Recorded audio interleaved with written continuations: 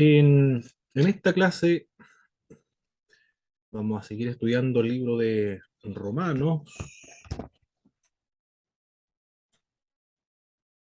y nos encontramos en el capítulo 7 del libro de, de Romanos. Vamos a ver cuál es la situación del creyente actual que ha sido liberado de la ley.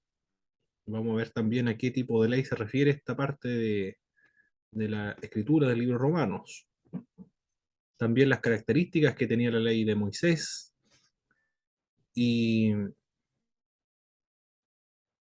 la libertad. ¿Qué más vamos a ver?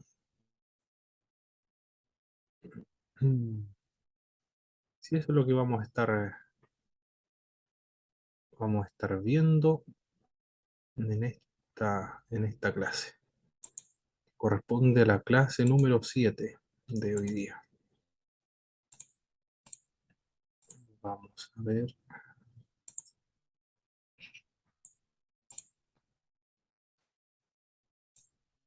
Perfecto. Se logra ver la pantalla completa, ¿verdad? Muy bien.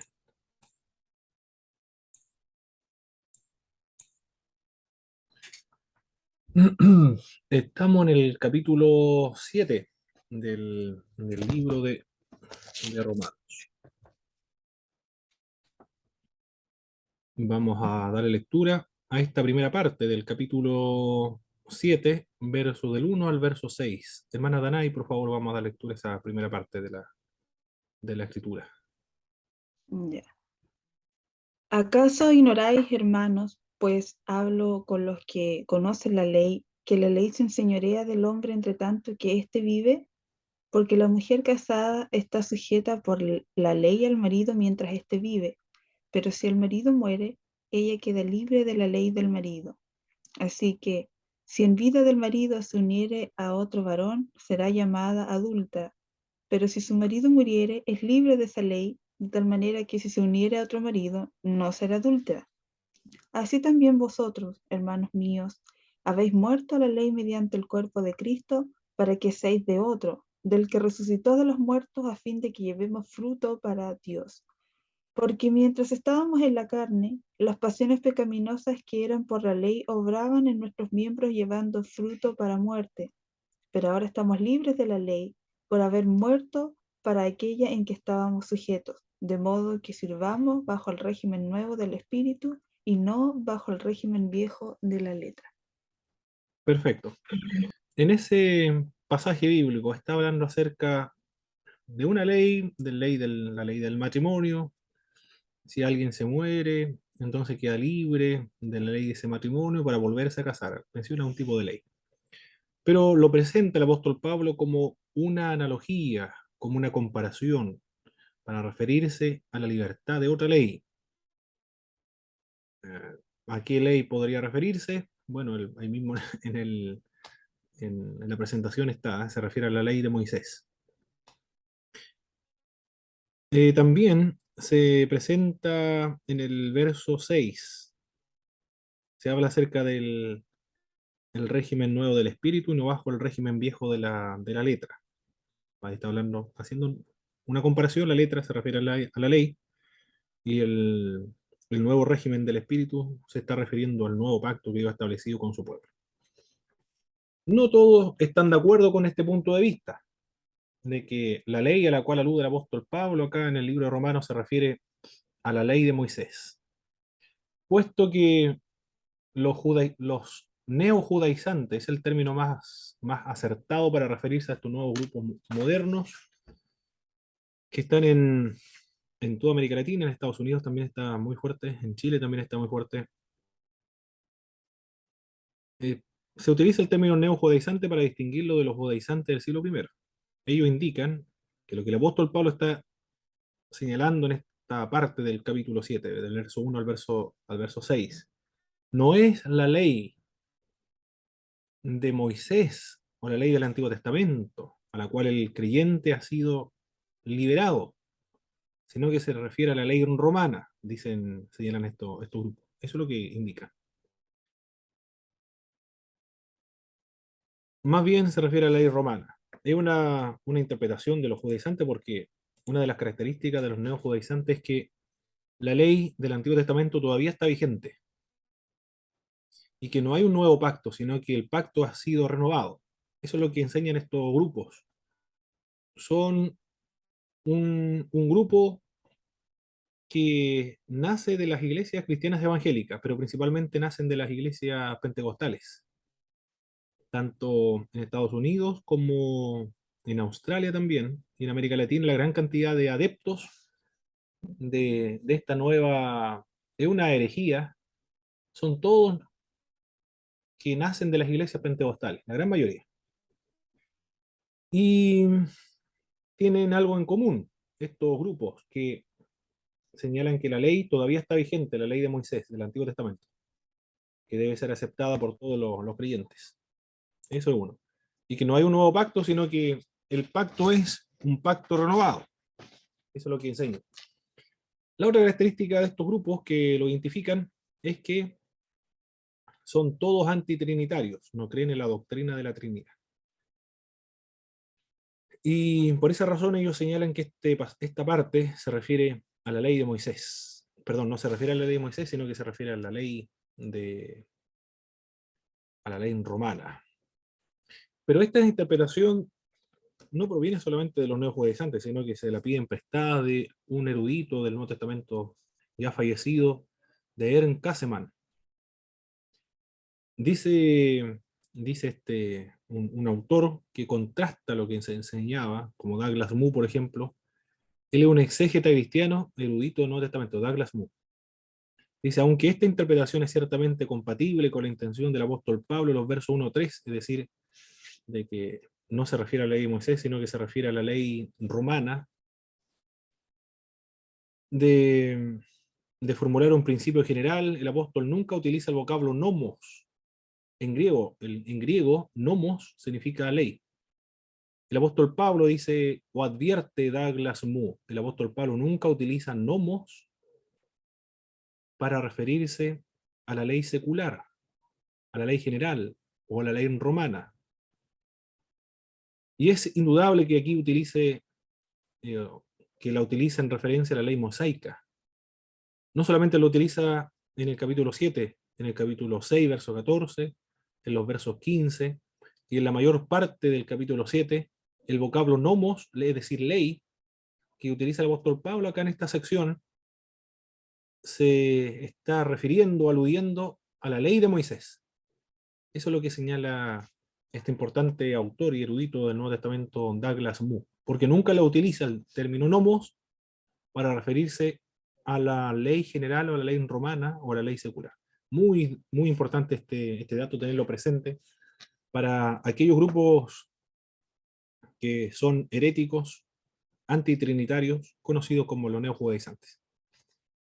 Eso es lo que dice Douglas Moo con respecto a la explicación o comentario de este pasaje bíblico. Hendrickson también señala que el apóstol Pablo utiliza el término ley para indicar un código al que es necesario adherirse para obtener la salvación.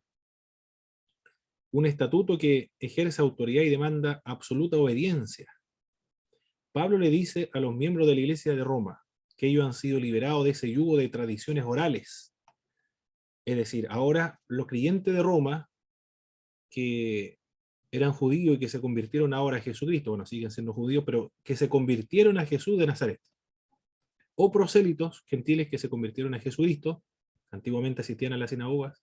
El apóstol Pablo le dice que han sido liberados de esa ley, de la ley de las tradiciones orales de lo enseñado por los judíos, que posteriormente, en los siglos posteriores, el siglo primero, se va a conocer como la Mishnah, la Gemara, cuando tome forma escrita, la Mishnah o la Gemara. Pero no solamente se refiere a estas leyes orales que van a tomar forma escrita posteriormente, sino que también se refiere hasta la ley misma que fue dada por Dios en el monte Sinaí a Moisés y que era considerado como un medio por el cual uno podía salvarse o heredar la vida eterna o el ser justificado delante de Dios al obedecerla. Esa es la explicación que da este autor, un comentarista muy importante también del Nuevo Testamento, Hendrickson. El primer bloque empieza con una comparación, partiendo de 2 puntos de derecho civil. Aquí sí, no hay ninguna duda que está refiriéndose a una ley del matrimonio. El que conoce los romanos, es decir, de personas cuando se casan, si son infieles, son considerados adúlteros, y si muere, bueno, eso no lo decía la ley romana. Esto lo dice el apóstol Pablo. La ley obliga a las personas vivas, pero que la ley del matrimonio ata solo a 2 personas que están vivas. Lo que no dice el derecho romano es que la misma persona que ha muerto pueda casarse con otro. Esto sí lo dice el apóstol Pablo. Pero el apóstol Pablo está utilizando una analogía. Está diciendo, si 2 personas están casadas, la ley los liga. Pero si uno muere, el otro es libre para volverse a casar y no comete adulterio, dice el apóstol Pablo. Pero como analogía, como una comparación para referirse a otra ley, al cual el creyente estaba atado, que era la ley del Antiguo Testamento. Hay que recordar que se lo está escribiendo a los romanos, a los cristianos que están allá en Roma, que vienen de la sinagoga, algunos son judíos, otros son prosélitos, por lo tanto conocen muy bien a qué se refiere estas leyes. La explicación subsiguiente aclara el enigma. En nuestra vida anterior, llamada en la carne, la ley nos ataba a las pasiones del pecado para producir la muerte. Esto es precisamente lo que producía la ley, muerte. Porque nosotros somos carnales, por eso que la ley produce muerte, para indicarnos nuestra carnalidad. Pero esa ley no puede atar a uno que ha muerto con Cristo. Ahí está la comparación ahora. Es decir, una persona que ha muerto con el Señor Jesucristo. Esa ley ya no lo ata, porque ahora ya no le pertenece a esa ley, a la ley del Antiguo Testamento, porque ahora ya pertenece a otro, pertenece a Cristo. ¿Y qué es lo que ha cortado esa relación del creyente con la ley? La muerte de uno con la persona del Señor Jesucristo, la identidad con Cristo. Porque somos muertos conjuntamente con Cristo, sepultados juntamente con Cristo, resucitado una nueva vida con la persona del Señor Jesucristo. En ese sentido, ya la ley no estamos sujeta a ella, hemos sido desligados de ella para unirnos a otro que es Jesús de Nazaret. En su lugar, ahora, ha entrado el Espíritu. Esto lo menciona el verso 6.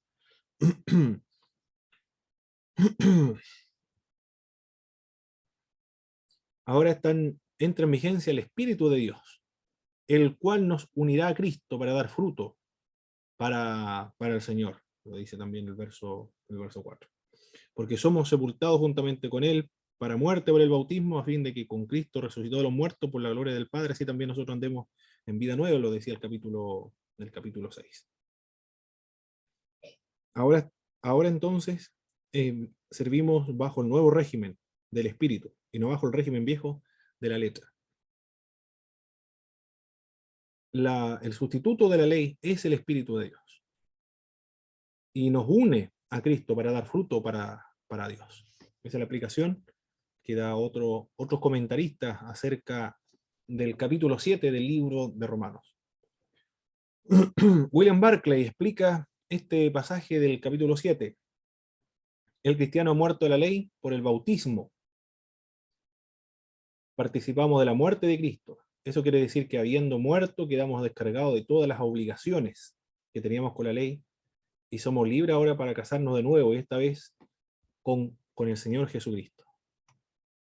Cuando eso sucede, la obediencia cristiana ya no es algo impuesto externamente por un código escrito de leyes, sino una lealtad interior del Espíritu de Cristo. La ley define el pecado.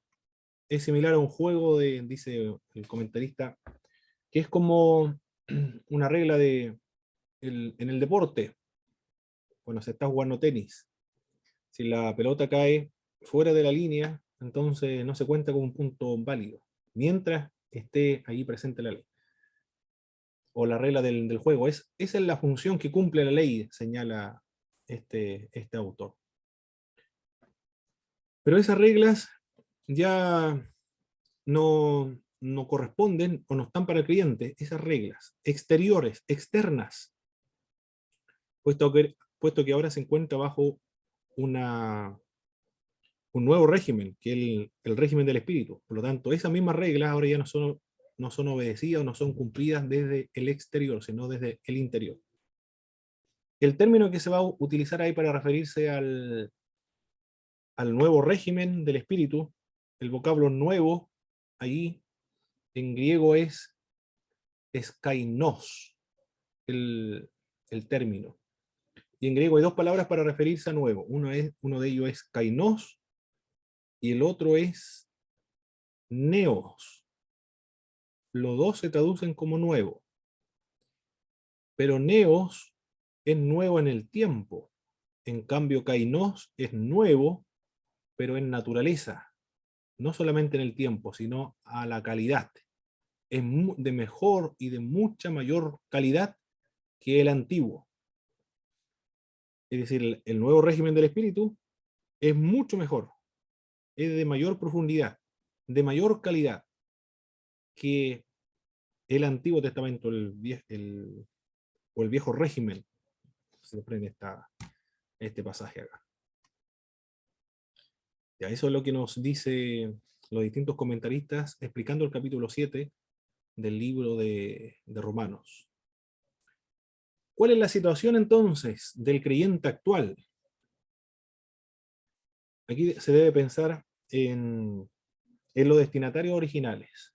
El apóstol Pablo le está escribiendo a los que viven allá en Roma, que eran judíos, que se habían hecho cristianos, se están reuniendo en las casas ahora, habían prosélitos, que eran gentiles que se habían hecho judíos y después se hicieron cristianos. Lo más probable que hayan también algunos gentiles que no hayan tenido ningún contacto con los judíos. A esta persona le dice que la situación en la cual se encuentran ahora, que se convirtieron a Jesús de Nazaret, han muerto a esa ley. ¿A cuál ley? A la ley de Moisés, por las características que tenía.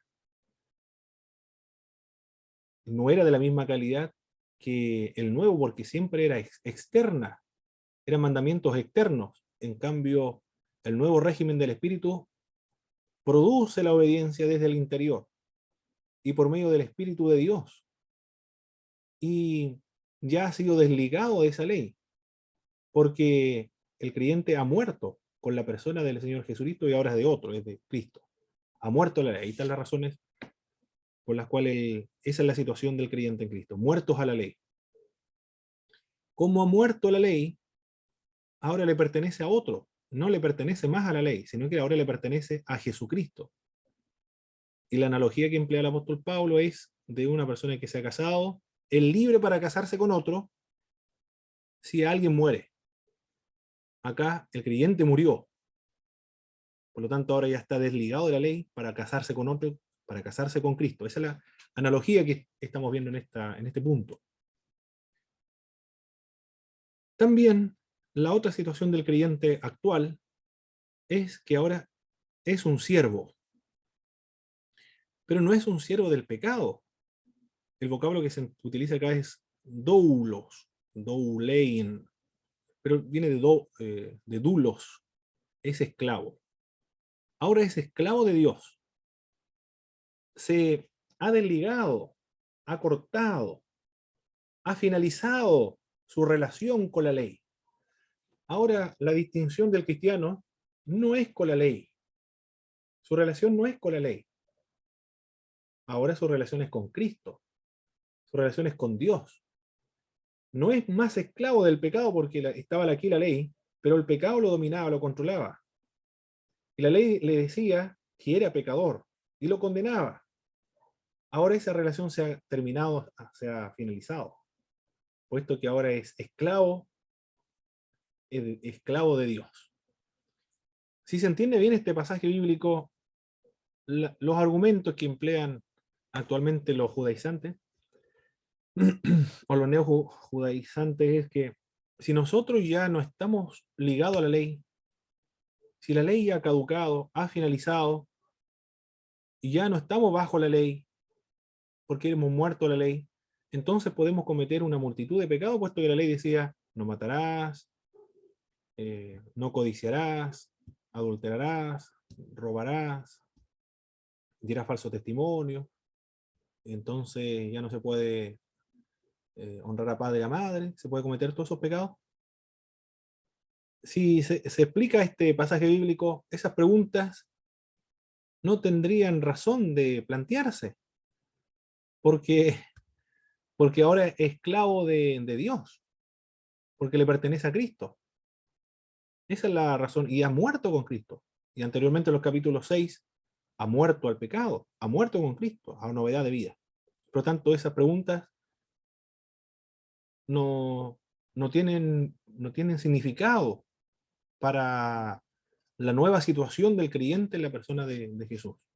Es esclavo de Dios. Ya no es esclavo del pecado, es esclavo de Dios. Y también, no solamente ha muerto la ley, pertenece a Cristo, es de Cristo, es siervo de Dios y es capacitado por el Espíritu de Dios para servir a Dios.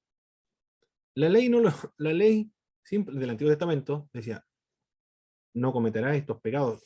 Se mencionaba los pecados externos, habían órdenes externas, se condenaban los pecados cuando ya se habían cometido, sancionaba cuando ya se habían concretado. Pero en cambio ahora en el nuevo régimen del espíritu, la intención ya es condenada. Cuando está concebido en la mente la intención de pecar, ya ha sido condenada. Es mucho más profundo entonces. Y la conciencia del creyente ha sido santificada. La conciencia del creyente es santificada. La voluntad del creyente es santificada por el Espíritu de Dios. El Espíritu de Dios que produce el querer como el hacer por su buena voluntad. Produce los frutos del Espíritu. Los llena con el Espíritu para que no hayan disoluciones o conflicto entre los creyentes. Es decir, el mismo Espíritu los capacita para cumplir la, esta ley del Antiguo Testamento. Se ha cumplido todos los propósitos de la ley cuando alguien se hace cristiano. Porque el fin de la ley es Cristo, eso lo vamos a ver más adelante. Pero el Espíritu de Dios lo capacita para servir a Dios mismo. Por esa razón, porque el creyente se ha desconectado de la ley del Antiguo Testamento, ahora puede dar buenos frutos para Dios, lo dice el verso 4. Ahora sí, puede dar frutos para Dios, a fin de que llevemos fruto para Dios. Es lo que no podía producir la ley del Antiguo Testamento, porque no era el propósito ese. Si es así, si lo entendemos de este modo, entonces las preguntas, ahora ya estamos libres de la ley, podemos pecar y hacer todo lo que queramos, total, no hay nada que nos restrinja. Es falsa esa pregunta. Hay una incomprensión de la identidad del cristiano en la persona de Jesucristo y de la relación del creyente con la ley. Habría una ignorancia en ese sentido. Bien. Esta parte quedó claro, ¿verdad, hermanas, pastora?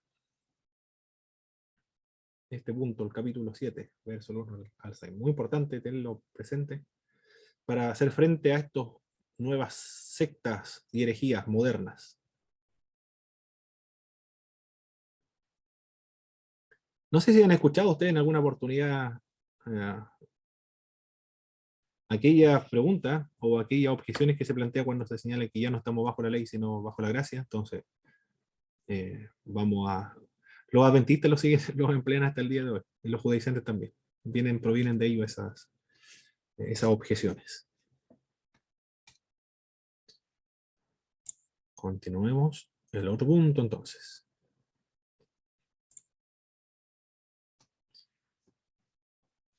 Oh, esto se mueve solo. A ver, ahí está. Las características de la ley. Antes de que alguien pueda decir entonces la ley es mala, porque ¿cuál es el propósito de la ley entonces? ¿Para qué sirve la ley? Si es necesario cortar esa relación para que ahora vivamos bajo un nuevo régimen. Para que no se produzcan malas interpretaciones sobre lo que Pablo señala sobre la ley, procede ahora a detallar las características de la ley y su función. En el verso 7 al verso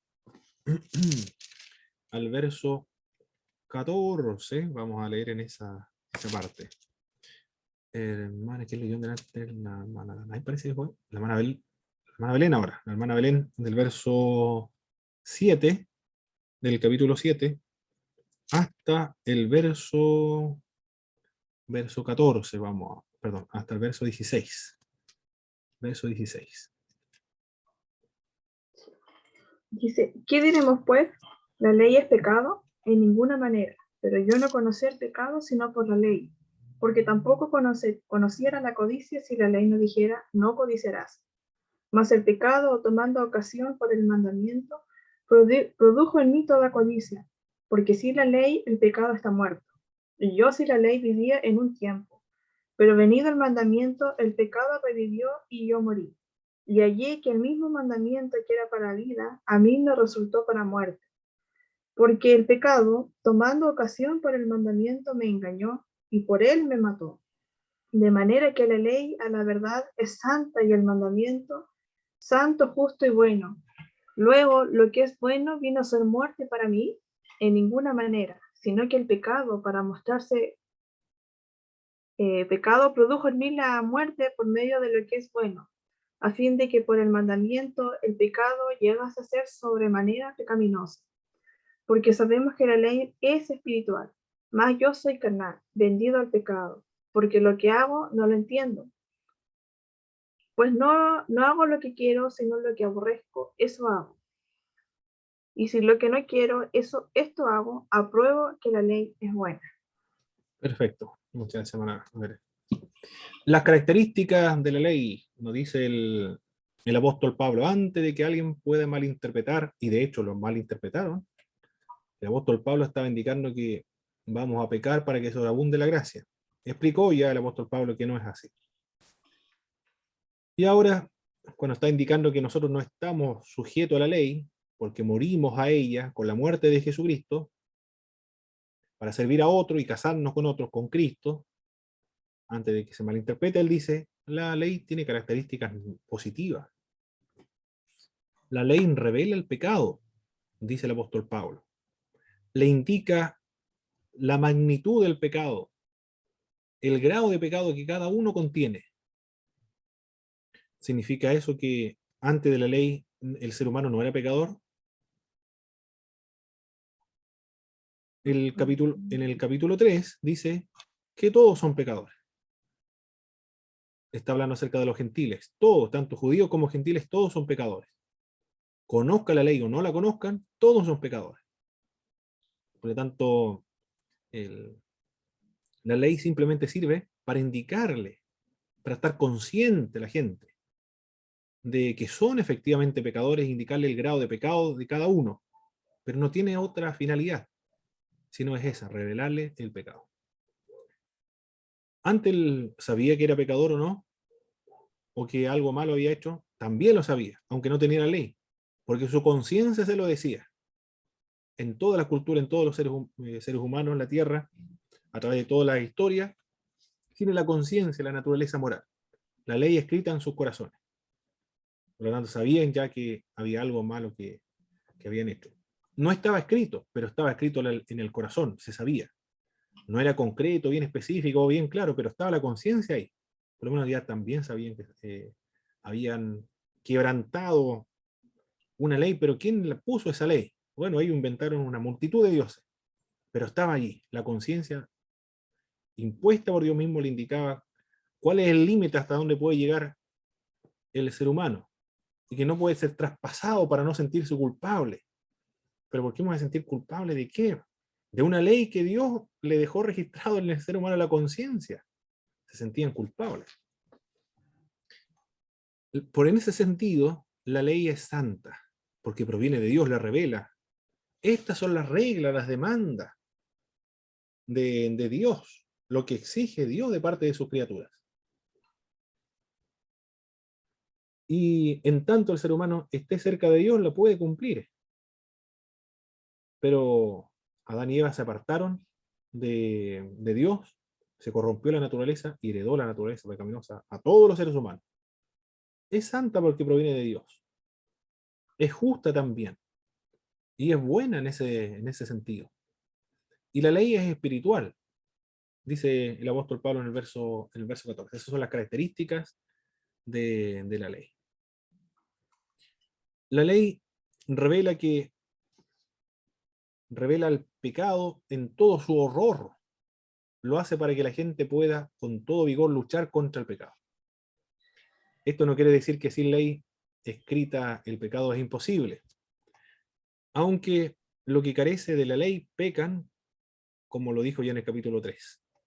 Esto significa que, de no ser por la ley escrita, el carácter terrible del pecado que destruye el alma no hubiese sido conocido. Pero las consecuencias estaban ahí de haber violado la ley. Pero el horror, el daño, la deformación que provoca el pecado, eso no lo hubiesen conocido. La existencia misma de la ley escrita hace que el pecado, es decir, en este caso la transgresión de esa ley, sea posible, o sea, conocida conscientemente de que ha sido quebrantado algo que Dios había revelado. ¿Qué más podemos notar acá? Lo que llama la atención al leer el Romano capítulo 7, versos 7 al 13, es que al considerar este tema de transgredir la ley escrita de Dios, Pablo hace referencia a sí mismo no menos de 10 veces. Se incluye el apóstol Pablo, se identifica, comienza a hablar en primera persona. Esto no lo hace el otro escritor, y el apóstol Pablo es muy transparente, es muy abierto. Dice, esto es mi característica, esto es lo que yo existe dentro de mí. Él se presenta sus vulnerabilidades.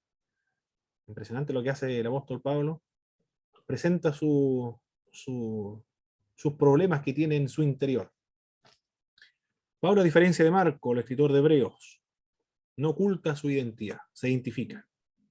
Una y otra vez, a lo largo de la epístola, se revela a sí mismo diciéndonos cómo un cierto asunto le ha afectado o afecta personalmente.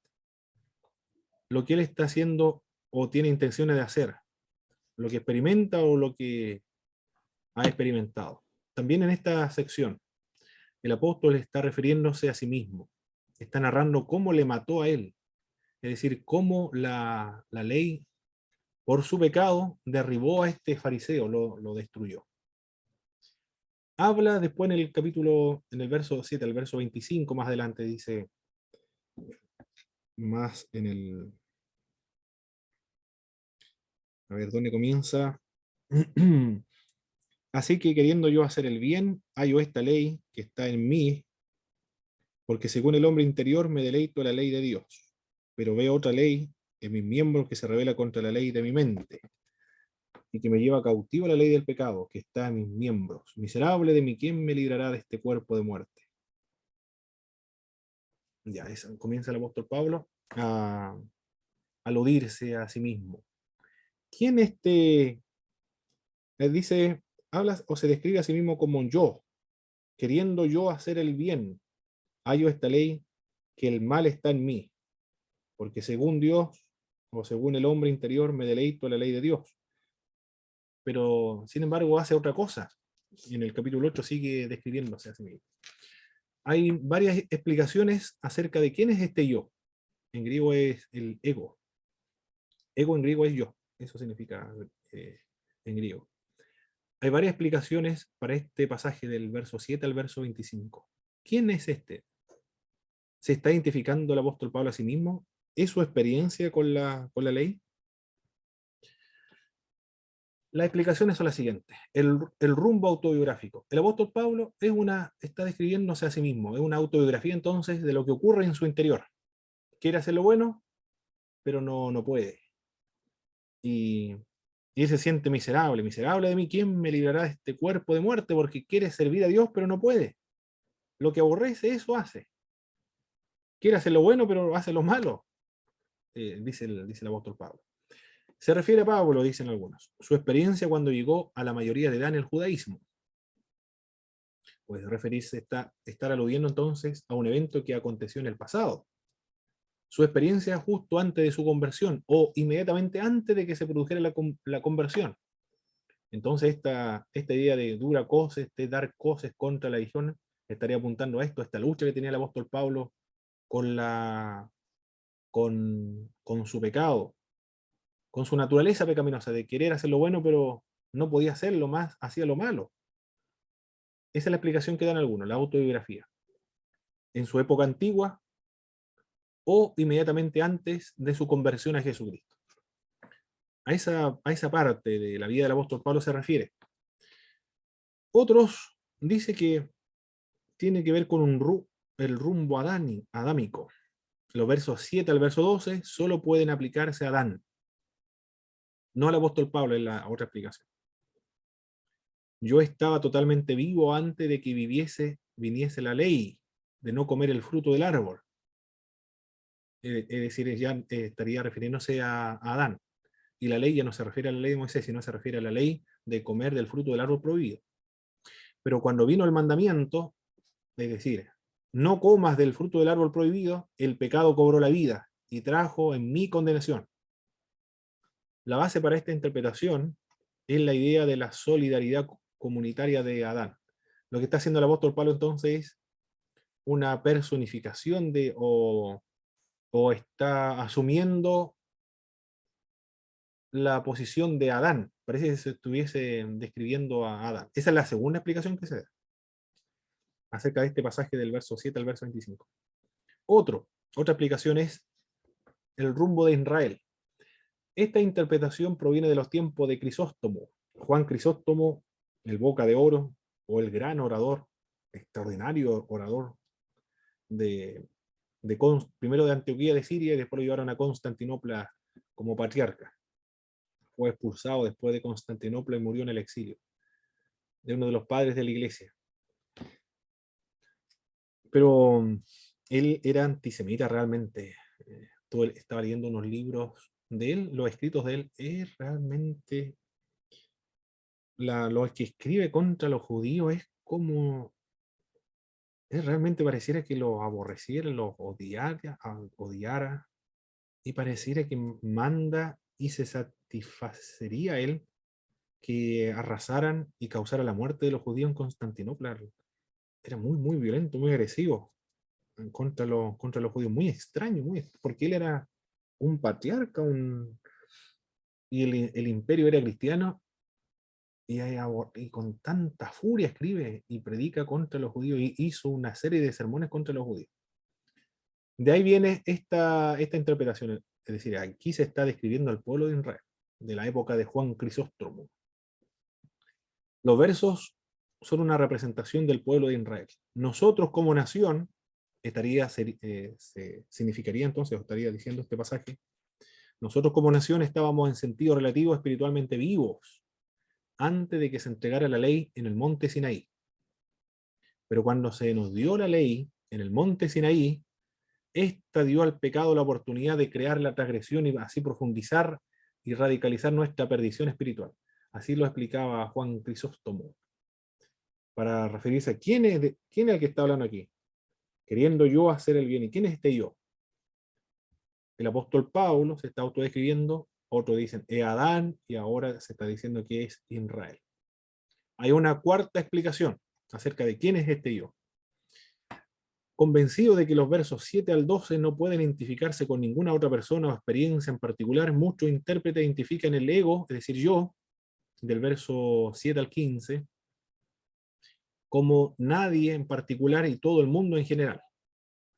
Es decir, ¿a quién se refiere entonces esta parte? Aquí no se está refiriendo a ninguno en particular. Es decir, el apóstol Pablo no saluda a sí mismo, ni alude a otro en particular, ni alude a Adán en particular.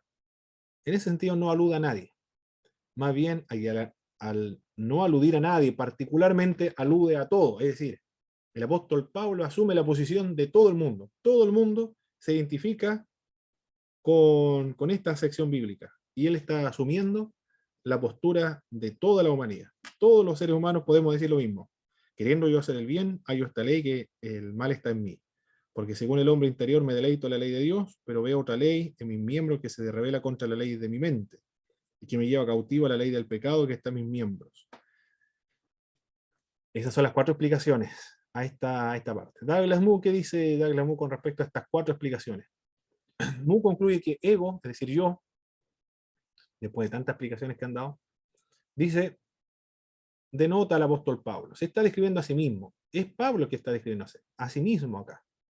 Pero que los eventos descritos en estos versículos no fueron todos personales y conscientemente experimentados por el apóstol Pablo. En este sentido, argumentamos a favor de una combinación del punto de vista autobiográfico. Es decir, el apóstol Pablo se está describiendo, pero también en él, en el apóstol Pablo, el ex fariseo, pero sigue siendo judío, estaría representando también de manera solidaria con el pueblo hebreo. Es decir, es él personalmente, pero representando también al pueblo de Israel. Así concluye Douglas Moo acerca de este pasaje del verso 7 al verso 25. ¿De quién está hablando acerca de este pasaje? De yo. ¿Quién es este yo?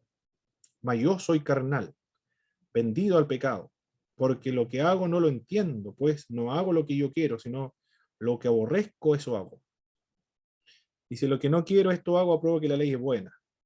De manera que no soy yo quien hace aquello, sino el pecado que mora en mí. Y yo sé que en mí, esto es mi carne, no mora el bien, porque el querer, el bien está en mí, pero no el hacerlo. Porque no hago el bien que quiero, sino el mal que no quiero, eso hago. Esa es la explicación que da Douglas Moo. Se está refiriendo a él, pero al mismo tiempo se refiere a todo el pueblo de Israel. Antes no venía la ley, pero de pronto vino la ley, y cuando vino la ley, ellos se comenzó a agudizar, a profundizar, a exhibirse esta rebelión frente a la ley de Dios.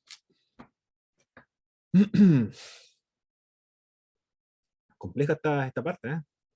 ¿Qué creen ustedes, hermana Belén, hermana Danay, doctora Isenia, de las cuatro argumentos que se han dado acerca de quién es el que se está aludiendo acá, el apóstol Pablo, a sí mismo o a otro, o a todos, a todos?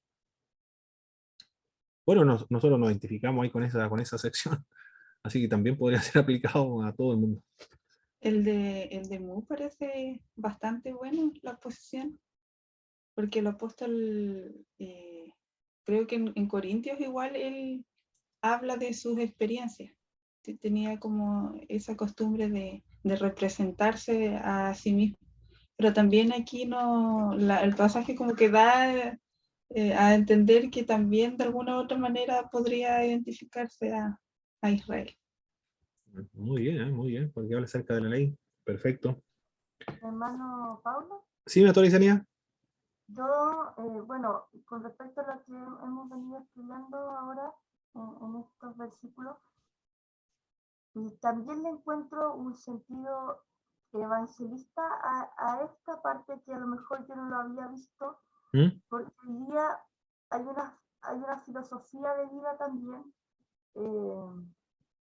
quizás no son religiosos, ni judaizantes, ni nada de esto, pero hay una filosofía de vida, vive, decide lo que tú quieras, hace lo que tú quieras, porque no importa, de hecho estoy leyendo un libro, me estoy ganando a un esposo de una hermana que es inconverso, entonces él lee mucho, y el libro se llama Tus zonas erróneas, entonces él pensó que yo no lo iba a leer, porque claro, él seguramente meditó y dijo, es pastora, ¿cómo va a leer este libro? Y lo voy a leer, le dije yo, y precisamente habla de esto, de que no importa, tú decides, tú eres el agente de cambio en tu vida, y entonces nunca me había puesto a meditar en que esta parte de Romanos, que a veces es tan difícil de entender, tiene un sentido también evangelístico, porque a veces nos cuesta mucho lograr entender a las personas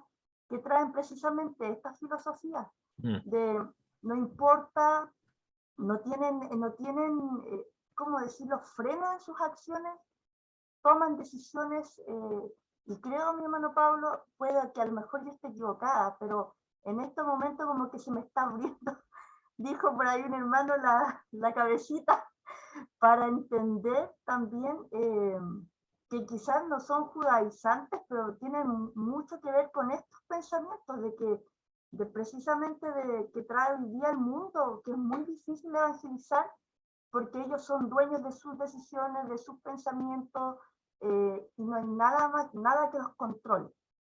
O sea, me enriquece mucho esta parte, mi hermano Perfecto. Pablo, porque lo uno también con lo que estoy leyendo para ganarme a ese hermano con la ayuda del Señor. Sí, con la ayuda del Señor, ¿eh? Dios quiera que sí. Hay que tener mucha paciencia. El discipulado, algunos se convierten inmediatamente, otros son a largo plazo. Hay que tener paciencia nomás, que el Señor obre en algún momento, con la ayuda del Señor. Muy bien. El poder del pecado, describe el apóstol en Pablo. ¿Cuál? ¿Actual o pasada? Es la pregunta de aquí. Bueno, es una pregunta, y lo otro es, ¿quién? ¿Es Pablo, Israel, Adán, o existencial? Es decir, está asumiendo o está representándose a todo el mundo. Bueno, ya trabajamos con esa parte, y por lo tanto aquí ya no vamos a responder si actual o pasada. Pero ese punto no hay claridad, son todos los argumentos que se han empleado. Se aprovecha el poder del pecado. El pecado se aprovecha de la ley. Porque tan pronto hay una ley y el pecado pareciera que se activara. Porque Dios le dijo, de todos los árboles del huerto podrás comer, pero del árbol que está en medio del huerto, de ese no comerás.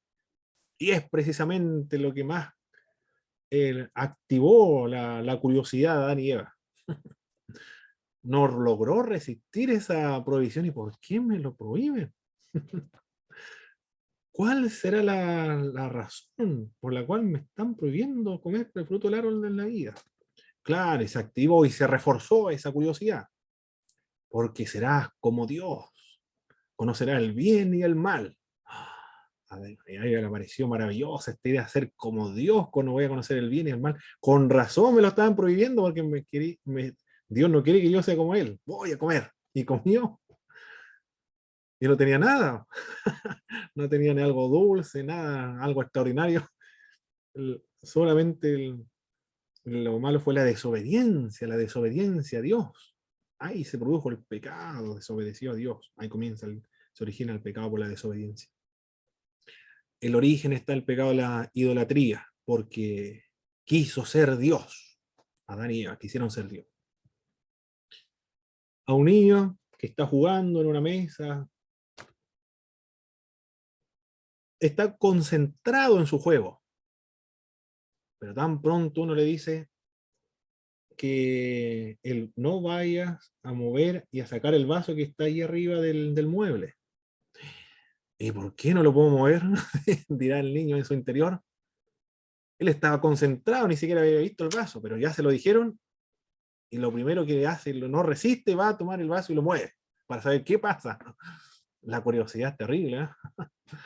Así es el pecado se aprovecha de la ley. Cuando hay una ley, se despierta la curiosidad por quebrantarla. Pero si no existe ley, es indiferente a violar una ley. Pero tan pronto como hay una ley, se tiende a violar y a quebrantar esa ley. El pecado produce eso, por eso es que el pecado se aprovecha de la ley. Cuando hay una ley, comienza la curiosidad. ¿Qué ocurre? ¿Qué ocurrirá? ¿Quién va a pasar? Y lo lleva a pecar, a quebrantar las leyes de Dios. Gracias a la ley cobra vida el pecado y produce la muerte. Porque hay una ley. No comerá del fruto de lo prohibido. No tendrá dioses ajenos delante de mí. Y esa ley cobra, el pecado se activa. Y cuando se activa y se cae en el pecado, produce finalmente la muerte. La muerte es el corte de la relación del ser humano con Dios. Se produce la muerte. Engaña también al ser humano. Lo engaña. Porque piensa que le va a causar, va a hacer algo bueno como Adán y Eva. Vas a ser como Dios. Y no vas a morir, le dijo Satanás. No vas a morir tampoco. Claro, lo estaba engañando porque efectivamente no iba a morir físicamente, pero espiritualmente se cortó la comunión con Dios, se produjo la muerte espiritual. Lo engañó. Todas las leyes todo el pecado produce esto, engaña al ser humano. Se vale de lo bueno para producir la muerte. Eso es lo que hace el pecado. Se vale de lo bueno para producir la muerte. Porque la ley es buena, pero se vale de eso y finalmente mata a los creyentes. Eso es lo que producía la ley del Antiguo Testamento. De cuando se entregó en el monte Sinai. No tendrás otros dioses ajenos delante de mí. Estaba la ley, los judíos lo sabían. Y Moisés volvió a ir al monte Sinaí y antes de irse le dijo, todo lo que tú has dicho, eso haremos. Y después no descendía. Y después dijeron, algo le pasó a Moisés. Le dijeron a Aarón, construyen un becerro para adorarle. Y le construyeron un becerro. 3.000 personas murieron después cuando baja Moisés. Se vale de lo bueno una ley para matar. Y es extremadamente malo, lo describe el verso 13. El pecado, se refiere al pecado. ¿Qué más? Esclaviza a las personas. Impulsa a hacer lo que se aborrece. Por eso el apóstol Pablo dice, lo que aborrezco, esto hago. Y me impide el pecado hacer lo bueno que yo quiero, eso no lo hago. Sino lo que aborrezco, eso hago. Increíble lo que produce el poder del pecado. Bueno, es por la naturaleza pecaminosa de Adán y Eva que ha transmitido a todos los seres humanos. Y la ley ha producido todo aquello. Es decir, le indica cuál es la magnitud, el horror del pecado. Se aprovecha de la ley, cobra vida al pecado, produce muerte, engaña, mata, es malo, esclaviza, impulsa a hacer lo que se aborrece, impide hacer lo bueno. Esas son las características del pecado en este pasaje bíblico. Por eso el apóstol Pablo dice después, miserable de mí, ¿quién me librará de este cuerpo de muerte? Porque sabe que hay una ley en su interior, la ley del pecado. Se mueve solo tengo un problema con mi computador, parece que está infectado. A ver, ¿dónde quedé yo aquí? Mira, me faltó analizar esta parte. Este punto no lo vimos, ¿cierto? No todavía. Ahora corresponde verlo. Ya, estamos aquí todavía. Ya. Que aprieto, hago un clic y avanza como 3 o hasta el final de la diapositiva. Pero no sé qué ocurrirá. Las leyes que describe el apóstol Pablo. En el capítulo 7, seguimos trabajando en el capítulo 7. Menciona una ley, que es la ley del matrimonio. Si ambos están vivos, están ligados a la ley. Si uno de ellos es infiel, comete entonces adulterio. Pero si uno muere y se une a otra persona, no comete adulterio. Dice el apóstol Pablo. La ley romana solamente decía que mientras los dos estén vivos, deben tener fidelidad. Pero no decía nada con respecto a la muerte, eso lo dijo el apóstol Pablo. Después habla acerca de otra ley, que es la ley de Cristo, que se encuentra en el Sermón del Monte. Ahí está la ley de Cristo. Mucho mejor. Ahí se otorga una nueva ley para los creyentes. Y también en un monte.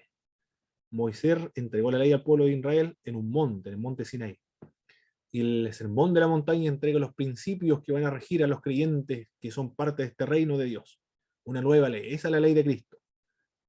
Por eso cuando el apóstol del Señor dijo, si alguno enseñare a quebrantar estos mandamientos, será llamado muy pequeño en el reino de los cielos. ¿A qué ley se refiere? A los mandamientos del Señor dados por Cristo en el sermón de la montaña.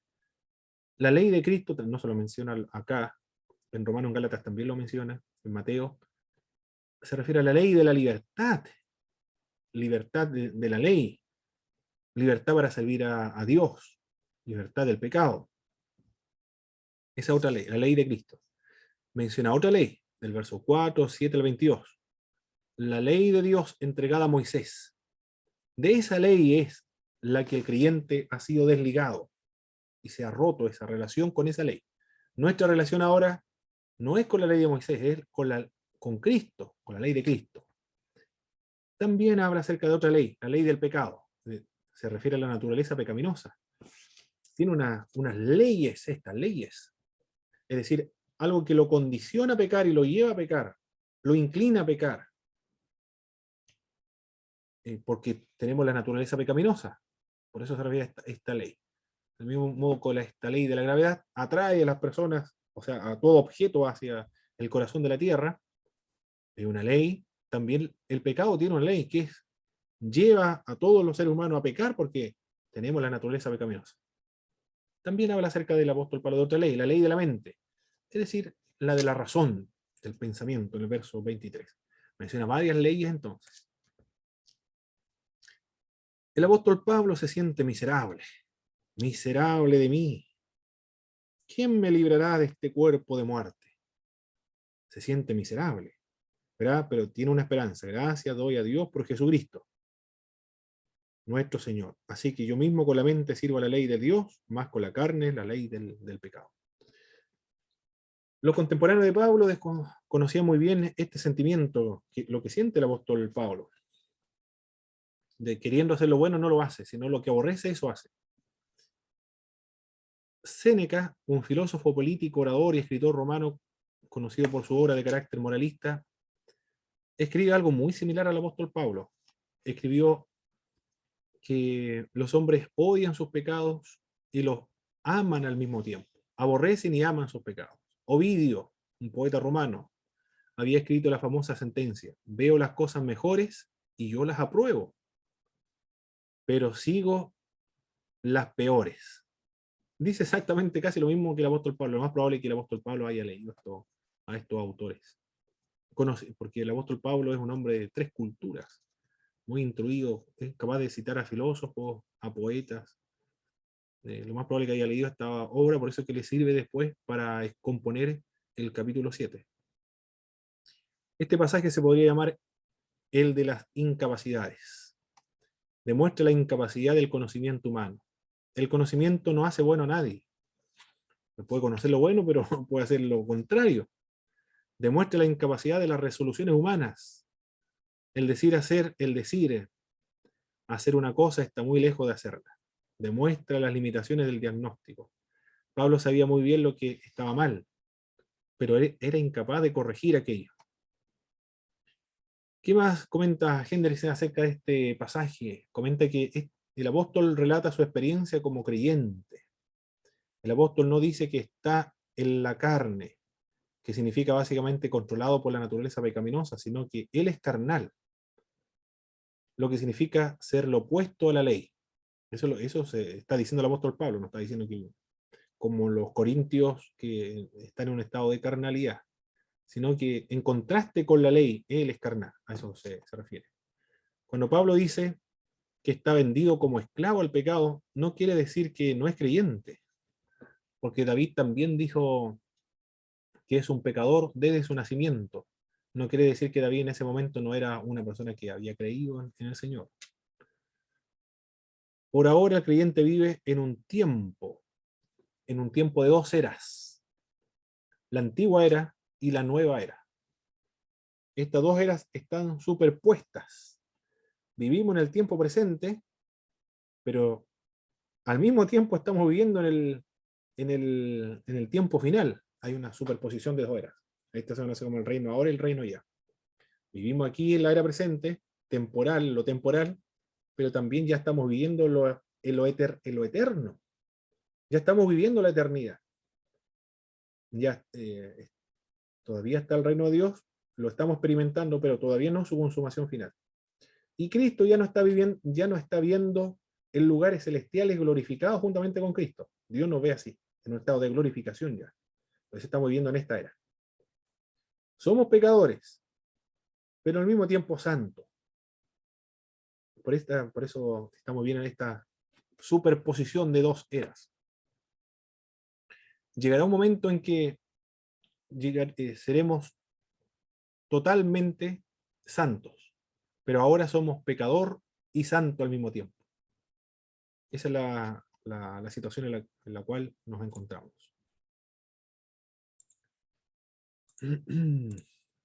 Ya, no quiero que se adelante. Ya. Y se adelantó, ahora sí. Volvamos atrás. El apóstol Pablo habla de la ley. Hemos sido libres de la ley. libre de la ley de Moisés, porque estamos unidos a otro, a Jesucristo. Y él siente una impotencia de poder servir a Dios. Describe las características de la ley. Pero también el poder que tiene el pecado en él. Pero después, en el capítulo 8, comienza a hablar acerca de la vida nueva que tiene el creyente. Anteriormente está hablando acerca de la ley, la letra, y ahora comienza a hablar del espíritu, la nueva era, está en una nueva era. Pablo contrasta la vida en el espíritu con la vida en la carne. Ahora vamos a leer esta porción del verso, capítulo 8, verso del 1 al verso 17. Por favor, pastora Yesenia, falta leer esta parte, por favor. Capítulo 8 del 1. Del 1 al verso 17. Amén. Ahora pues ninguna condenación hay para los que están en Cristo Jesús, los que no andan conforme a la carne, sino conforme al Espíritu. Porque la ley del Espíritu de vida en Cristo Jesús me ha librado de la ley del pecado y de la muerte. Porque lo que era imposible para la ley, por cuanto era débil por la carne, Dios, enviando a su Hijo en semejanza de carne de pecado y a causa del pecado, condenó al pecado en la carne, para que la justicia de la ley se cumpliese en nosotros, que no andamos conforme a la carne, sino conforme al Espíritu. Porque los que son de la carne piensan en las cosas de la carne, pero los que son del Espíritu en las cosas del Espíritu. Porque el ocuparse de la carne es muerte, pero el ocuparse del Espíritu es vida y paz. Por cuanto los designios de la carne son enemistad contra Dios, porque no se sujetan a la ley de Dios ni tampoco pueden, y los que viven según la carne no pueden agradar a Dios. Mas vosotros no vivís según la carne, sino según el Espíritu, si es que el Espíritu de Dios muere en vosotros, y si alguno no tiene el Espíritu de Cristo, no es de él. Pero si Cristo está en vosotros, el cuerpo en verdad está muerto a causa del pecado, mas el Espíritu vive a causa de la justicia. Y si el Espíritu de aquel que levantó de los muertos a Jesús mora en vosotros, el que levantó de los muertos a Cristo Jesús vivificará también vuestros cuerpos mortales por su Espíritu que mora en vosotros. Así que, hermanos, deudores somos, no a la carne, para que vivamos conforme a la carne. Porque si vivís conforme a la carne, moriréis. Mas si por el Espíritu hacéis morir las obras de la carne, viviréis. Porque todos los que son guiados por el Espíritu de Dios, estos son hijos de Dios. Pues no habéis recibido el espíritu de esclavitud para estar otra vez en temor, sino que habéis recibido el espíritu de adopción, por el cual clamamos, Abba, Padre. El Espíritu mismo da testimonio a nuestro espíritu de que somos hijos de Dios. Y si hijos, también herederos, herederos de Dios y coherederos con Cristo, si es que padecemos juntamente con Él, para que juntamente con Él seamos glorificados. Perfecto. La vida en el espíritu, entonces. La vida en la carne se refiere a la naturaleza pecaminosa. La naturaleza pecaminosa sí lo traduce la Nueva Versión Internacional. La vida en la carne lo traduce la Reina Valera 1960. La vida en la carne anuló el poder de la ley. En el verso 3. Fijan su mente los deseos de la carne. Lo dice el verso 5. Ocuparse de la carne es muerte. Lleva a la muerte, lo dice la Dios habla hoy. El que se deja controlar por su mentalidad humana tendrá muerte, dice la palabra de Dios para todos. No está muy clara la PDT, parece ahí, ¿eh? Lo traduce mejor las otras versiones. Por mentalidad humana tendrá muerte. Pues en realidad se está refiriendo ahí a la naturaleza pecaminosa. La carne es enemiga de Dios, en el verso 7. No se somete a la ley de Dios. Aquí el vocablo sark en griego, para referirse a carne, el sark, se está refiriendo a la naturaleza pecaminosa. No puede agradar a Dios tampoco el vivir en la naturaleza pecaminosa. En las palabras de Juan Crisóstomo, la otra ley, la ley mosaica se refiere. simplemente fue dada por el Espíritu, pero esta, la ley del Espíritu, incluso provee con gran medida del Espíritu a los que la reciben.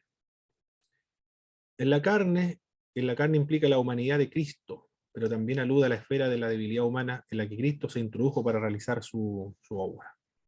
Anuló el poder de la ley, la vida en la carne.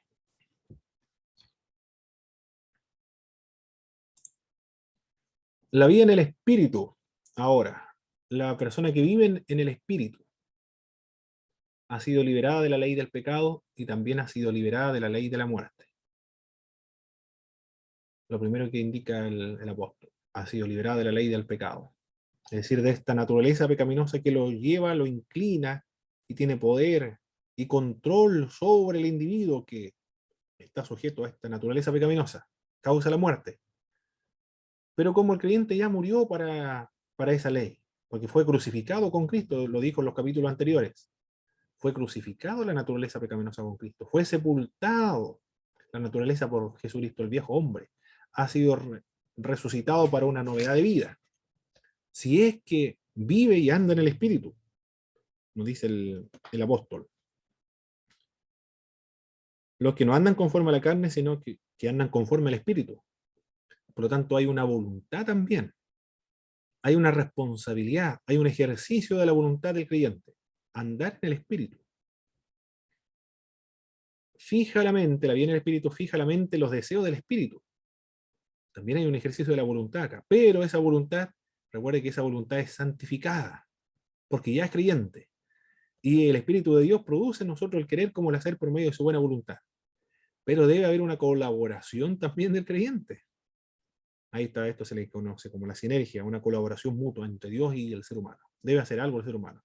Querer obedecer. Pero no puede obedecer, a menos que Dios le ayude. Pero si quiere, Dios le va a ayudar. Si anda en el Espíritu, si quiere y desea andar en el Espíritu, el Espíritu la vida en el Espíritu le va a ayudar a fijar la mente en los deseos del Espíritu. Y si anda en el Espíritu, esto le va a llevar a una vida de paz, le lleva a la vida, no a la muerte como ocurría con el pecado, y a la paz, lo dice el verso 6. También la persona que anda en el Espíritu es porque tiene el Espíritu de Dios. Y si tiene el Espíritu de Dios, es una evidencia de que es un cristiano. Si es que el Espíritu de Dios mora en vosotros, y si alguno no tiene el Espíritu de Cristo, no es de él. Obviamente, todos los creyentes tienen el Espíritu de Jesucristo. Desde el momento en que creyó y escuchó la palabra, tiene el Espíritu Santo de Dios. Porque el Espíritu de Dios lo convenció de pecado, juicio y justicia. El Espíritu de Dios lo santificó. El Espíritu le aplicó la sangre de Cristo al corazón y al alma. Y el Espíritu ha venido a morar dentro del creyente. Lo ha convertido en templo del Espíritu Santo. Ha traído al Padre y también al Hijo a morar y a vivir dentro del corazón del creyente. Por eso que tiene el Espíritu de Dios. Ha sido sellado con el Espíritu Santo de Dios. Y por eso tiene las capacidades para desarrollar los frutos del Espíritu. No se debe confundir o no se debe no hacer esta diferencia entre el bautismo con el Espíritu Santo. Eso es posterior a la conversión y tiene otra finalidad, que es darle poder. Pero acá lo ha sellado y ha producido la regeneración en el creyente. Es una evidencia entonces de que es efectivamente un creyente. El andar en el Espíritu produce la vida. Dios lo aprobó y el Espíritu también le da vida en el verso 10.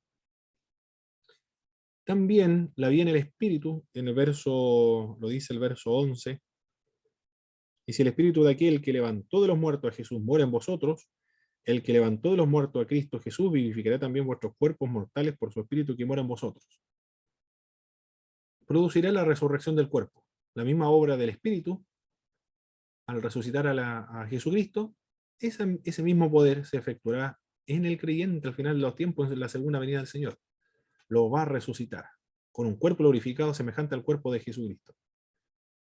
Bueno, también Jesucristo y el Padre, los miembros de la Trinidad. Pero aquí está hablando acerca de la tercera persona de la divinidad, el Espíritu de Dios. Bueno, se repite que es evidencia de que es hijo de Dios. Es evidencia de ser un verdadero cristiano y ahora es evidencia de ser hijo de Dios. Lo menciona el verso 14. Porque todos somos guiados por el Espíritu de Dios, estos son los hijos de Dios. Y en el verso 15, pues no habéis recibido el espíritu de esclavitud para estar otra vez en el temor, sino que habéis recibido el espíritu de adopción por el cual clamamos Abba Padre, que es un término de cariño, de ternura, para dirigirse a Dios. Es evidencia de que es un hijo de Dios. El Espíritu da testimonio a nuestro espíritu de que somos hijos de Dios. También el Espíritu da testimonio. Hay muchas más obras del Espíritu Santo, más adelante lo menciona, pero hasta esta parte es lo que indica. Da testimonio a nuestro espíritu de que somos precisamente hijos de Dios. Esto es lo que señala esta parte de las Sagradas Escrituras. El verso 4, conforme a la carne, la Biblia de nuestro pueblo dice bajos instintos, nuestros desordenados apetitos, lo traduce la Biblia de América. Vamos a dar un repaso de lo que vimos en esta clase.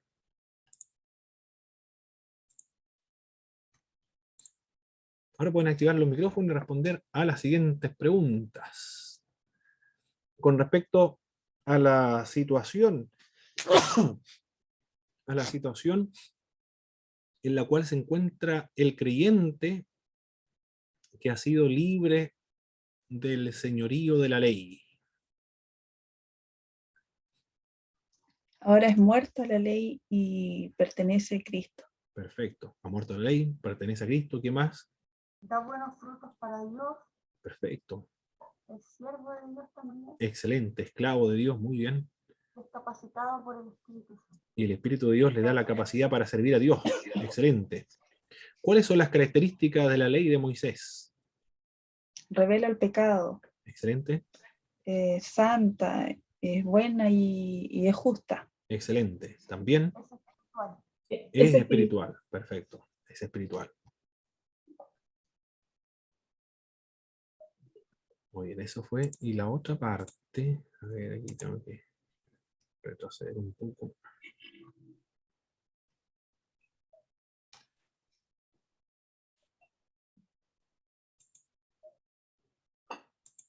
Bien. No, eso es todo. Perfecto. Son las 8:20. A ver, descansamos media hora. En 20 para las 9 tendremos que retornar. Ahí tenemos la media hora, ¿verdad? ¿Sí? Ya, 20 a las 9. A las 20 a las 9 comenzamos la segunda parte, mis hermanas. Mi pastor y también. Ya, hermano. Ahí le envío el link. Nos vemos en un rato más. Nos Con el vemos. Señor.